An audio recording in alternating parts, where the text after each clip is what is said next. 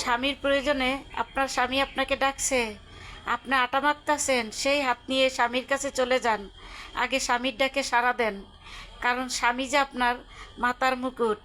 মনে রাখবেন, আপনি যদি স্বামীকে খুশি করেন তাহলে আল্লাহ তাআলাও খুশি হবে। আপনি নফল ইবাদত করতেছেন, আপনার স্বামী আপনাকে ডাকছে, আগে আপনার স্বামীর ডাক শুনতে হবে, তারপর হইল সব কিছু।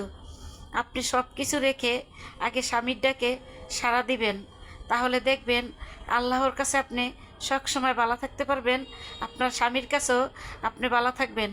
আপনাকে আল্লাহ সর্বদিক দিয়া সুখী রাখবে। মনে রাখবেন, সেই সমস্ত বোনেরা স্বামীকে অবহেলা করেন, সেই সমস্ত বোনদেরকে বলছি, স্বামীকে কখনো অবহেলা করবেন না। আপনার স্বামী আপনার মাথার মুঠোক।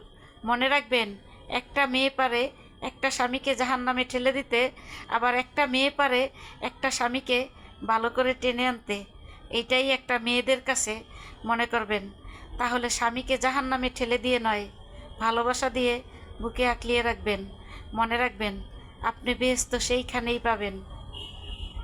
যদি ভিডিওটা ভালো লাগে সবাইকে দেখার সুযোগ করে দিবেন। সবাই ভালো থাকবেন, সুস্থ থাকবেন। আল্লাহ হাফেজ।